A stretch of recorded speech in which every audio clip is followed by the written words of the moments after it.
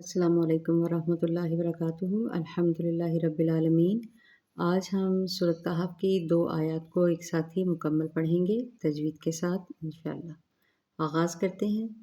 اعوذ باللہ من الشیطان الرجیم، بسم اللہ الرحمن الرحیم۔ انا مکنّا لہو فی الارض۔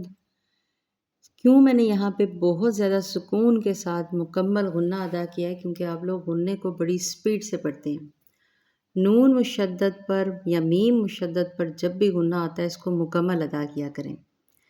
انا الف مدہ کی مقدار، مکنّا لہو الٹا پیش ہے، مقدار پوری کیجیے گا۔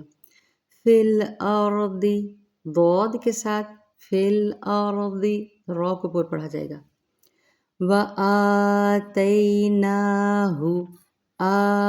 کھڑی حرکات جس کو آپ نے آتینہ نہیں کرنا پلیز۔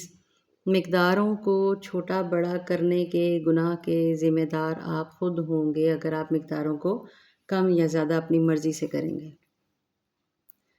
وَآتَيْنَاهُ مِن كُلِّ شَيْءٍ سَبَبًا۔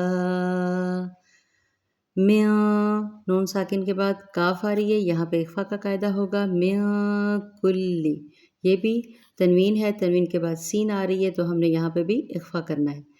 من کل شیء سببا، 2 زبر کو ایک کر دیتے ہیں وقفی صورت میں۔ فَأَتْبَعَ، آ کرنا ہے اس کو، الف سے نہیں کرنا، عین ہے۔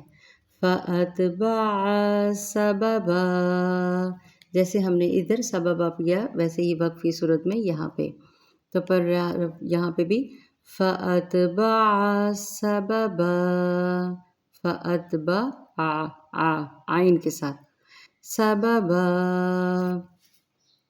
آیت کو مکمل ایک دفعہ سن لیں۔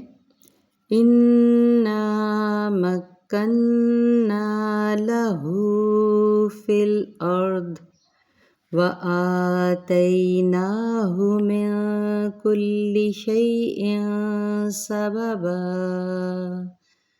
فَأَتْبَعَ سَبَبًا۔